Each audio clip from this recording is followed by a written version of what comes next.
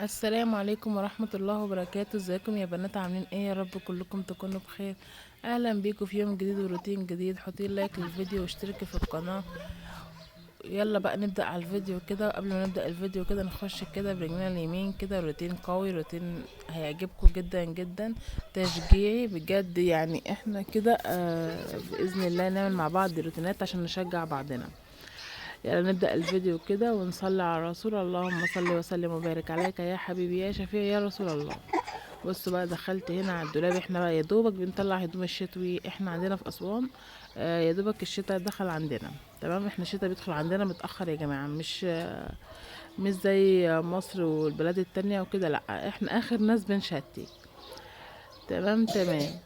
بص بقى، دخلت كده على مسكت بقى ايه. انا مش هكوم كله بقى فوق راسي وهنزل واطلع والجو ده، لا. انا خدت ضرفة زوجي، فضيتها كده ونضفت الخشب ولمعته وكل حاجة، وشلت المفارش ديت.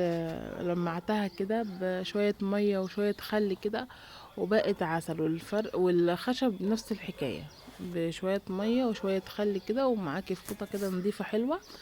ورحت نضفت كده وبقت زي الفل. ودخلت كده فضيت بقى الهدوم كلها على السرير كده. انا قلت كل يوم همسك لي ضرفه ضرفه عشان خاطر ايه ما بقاش عامله زي لو نزلت كله لا انا هتعب وهدوخ وكده. مش هقدر الصراحه اعمل كل حاجه. وكمان الحاجات لما تبقى كتير هتحس نفسك انك انت كده بتكروتي. تمام كده تمام كده. المهم انا دخلت بقى هنا ايه على قعدت كده على السرير بقى. كنت واقفه عماله طبق واقفه، تعبت الصراحه. قلت لا ما بديهاش الهدوم كتيره، انا بس انا مسرعه الفيديو. فدخلت كده قعدت ورحت ايه طبقت بقى. حطيت القمصان لوحدها، وحطيت الجواكت لوحدها، وحطيت الهدوم الداخليه لوحدها، والبنات زي ما انتوا شايفين. يا رب بس كده ان شاء الله يكون الفيديو بتاعي عجبكم. حطوا لي بس لايك كده وشجعوني، عشان ايه اللايك يا جماعه بيرفع الفيديو عشان الفيديوهات بتاعتي تترفع. آه، حاسه اللايكات ضعيفه جدا عندي. مش عارفه الناس بتتفرج وما بيحطوش اللايك ليه، مع ان انا بروح والله عند كذا حد وكده قبل اي حاجه بحط اللايك.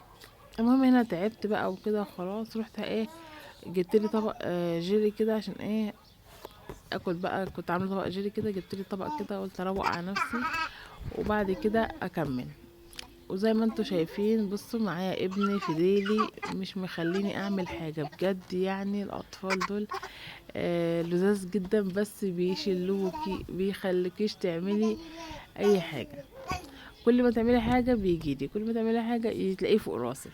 ربنا يحفظهم يا رب ويخليهم يا رب. بجد الايام دي حاجه صعبه جدا. آه، الاطفال عيانه، الحاجات غاليه والله بجد. ربنا يرحمنا رحمنا بجد يعني. بصوا بقى، انا هنا جوزي جاب لي مشترياتي. بيجيب لي مشتريات الشهر يعني وكده. تمام.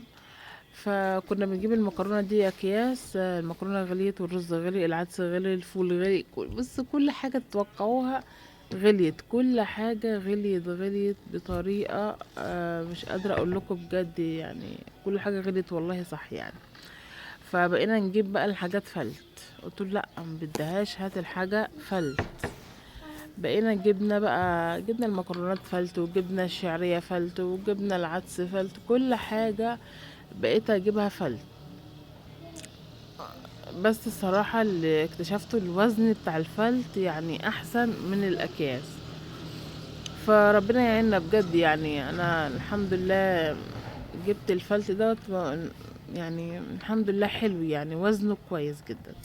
فجبت مكرونه سباكيتي، وجبت اقلام، وجبت الصغيره، وجبت يعني الحمد لله جاب لي طلبات البيت يعني. جاب لي طلبات البيت والحمد لله النواشف وكده.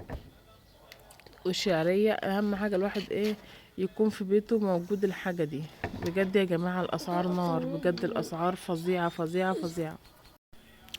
بس كده يا جماعة. ورحت ايه قلت افضي بقى الحاجة، كل حاجة في مكانها كده. وهنا برضو جاب لي شوية طلبات برضو. دي حاجات الشهر بقى يا جماعة اللي احنا بنجيبها. فبنمشي بيها الصراحة. بنمشي بيها يعني. هنعمل ايه يعني؟ الظروف الصراحة ما الظروف صعبة صعبة جدا اليومين دول. الواحد بعد ما يجيب حاجة اتنين او تلاتة خلاص بقى يجيب الحاجة واحدة، بيجيب حاجة اتنين.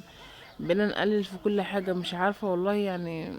الواحد تعب، نفسه تعبت والله. الواحد بقى استغفر الله العظيم يا ربي، بقى يقعد كده ويفكر يقول يا رب يعني مستقبل عيالنا بكره فين؟ يعني احنا مش عارفين بكره المستقبل هيروح فين بتاع عيالنا، بجد بجد يعني. والواحد مش عايز يحرم حاجه من العيال، يعني عشان خاطر ان احنا اطفال هيكونوا عايزين وعايزين وعايزين، الواحد مش عايز يحرمهم من حاجه. بصوا احنا جبنا اللانشو دوت، بصوا غريب يعني، احنا بدايه، احنا اول مره نجيبه قلنا نجربه يعني وكده.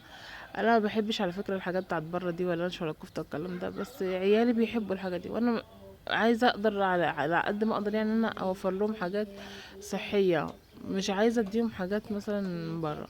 ده كيلو اجنحه، كيلو ونص، كيلو وربع، حاجه زي كده. بتنفع برضو في أكلة كده آخر الشهر، بتبقى جميلة جدا مع صينية بطاطس كده، بتبقى حلوة، تعمليها كنتاكي بتبقى جميلة جدا. بتمشي يعني مع الحاجات التانية، لأن الفراخ غليت جدا جدا جدا، واللحمة غليت ولعت، بجد الأسعار فظيعة. هنا كده جبنا وراك كده، بصوا ما شاء الله الورك يعني كبير وحلو. أنا بقسم الورك على مرتين، وخدت الاوكر وسبت الورك يعني، ظبطت يعني اموري، وحطيت كل حاجه في كيس كده، عملت ما شاء الله عملت كذا وجبه. دول 4 كيلو وراك، ما اعرفش بس 6 كيلو وراك وصل 47 ولا كام، بجد يعني اسعار صعبه. آه هنا بصوا الكيس دوت، عشان خاطر كان سايح ما عرفتش افتحه لكم زي الناس دي. لا دي لحمه، ده كيلو لحمه، مش عارفه، لا نص، ده نص، لا كيلو لحمه عشان قسمتها نصين.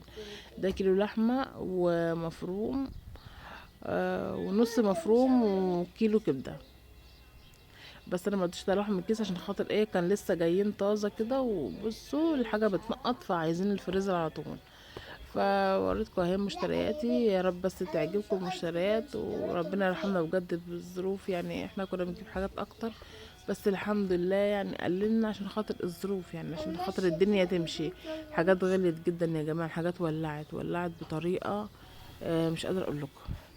المهم لميت كل حاجتي كده ودخلت على المطبخ بتاعي بقى كده، بصوا بوريكم منظره. هروق بقى المطبخ كده ترويقه عميقه، ومواعيني وحالي ومالي، بصوا. مع نفسي بقى، مش هوريك بقى مرة تانية. بصوا انتوا شايفين المواعين، اخلص مواعين واخش في مواعين، اخلص مواعين واخش في مواعين.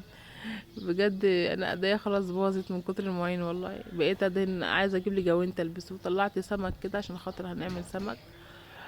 فهغسل بقى حاجات بسيطة كده. كده الفيديو خلص، اسيبكم